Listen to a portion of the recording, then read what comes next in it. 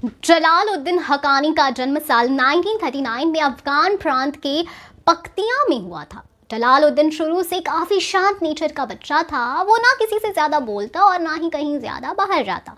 जलालुद्दीन ने दारुल उलूम हक्कानिया से पढ़ाई की थी, जिससे पाकिस्तान के धार्मिक नेता मौलाना सामी उल हक के पिता ने साल 1947 में बनवाया था।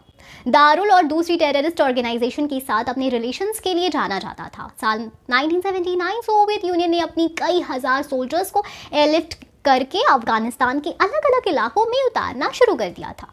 अफगानिस्तान में हर तरफ जंग छिड़ चुकी थी, हर तरफ फायरिंग और अटैक्स हो रहे थे। इन सब अटैक्स और फायरिंग्स में से कई सारे इनोसेंट लोग भी मारे जा रहे थे। ये सब चीजें जलालुद्दीन हक्कानी के सामने हो रही थी और वो कुछ नहीं कर पा रहा था। दूसरी कंट्री के लोग उसकी कंट्री पर कब्जा करने की कोशिश कर रहे थे, जिसमें जलालुद्दीन के कई रिलेटिव्स को भी मार दिया गया था।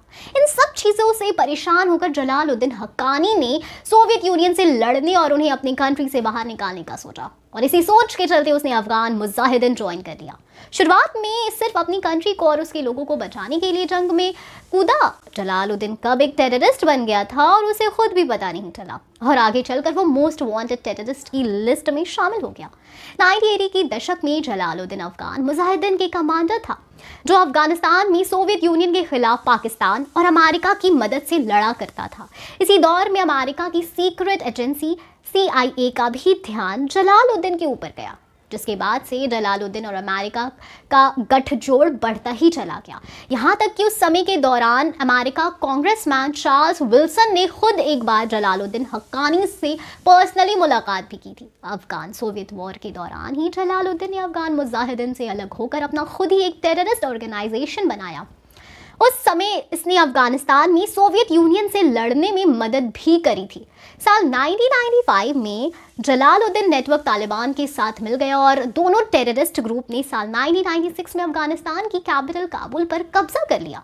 अफगानिस्तान में तालिबान के शासन में जलालुद्दीन को अफगानी कबायली मामलों के मंत्री बनाया गया था। 2001 में जब तक अफगानिस्तान में तालिबान का राज था, तब तक जलालुद्दीन इसी पर मंत्री था। तालिबान नेता मुल्ला उमर के बाद जलालुद्दीन को ही अफगानिस्तान का सबसे इफेक्टिव टेररिस्ट माना जाता था। जलालुद्दीन के अलकायदा उसामा बिन लादेन से भी काफ़ी अच्छे संबंध थे।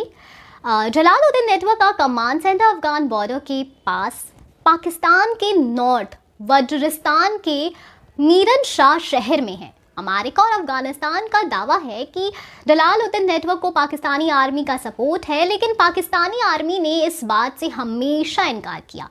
हक्कानी नेटवर्क के पास 5000 लड़ाकों की फौज है।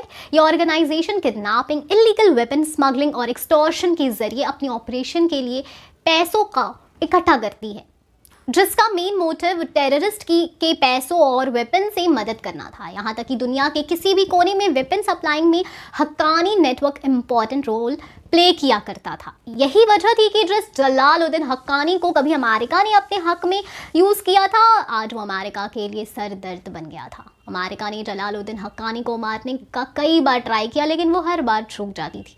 लेकिन 3 सितंबर 2018 को हक्कानी नेटवर्क ने ट्विटर के जरिए इस बात की सूचना दी कि टर्मिनल इलनेस की वजह से जलालुद्दीन हक्कानी की मौत हो गई। वैसे बॉलीवुड की कल्ट मूवी दिलजली में हमने एक टेररिस्ट की स्टोरी देखी थी, तो हमें इसी सीक्वल में भी किसी ऐसे ही एक पावरफुल टेररिस्ट की कहानी देखने को मिल सकती है। तो आप कितने एक्साइटेड हैं इस मूवी के लिए, बताएं हमें कमेंट सेक्शन में। हम फिर मिलेंगे एक नई वीडियो के साथ। तब तक खुश रहिए, सेफ रहिए। Thank you.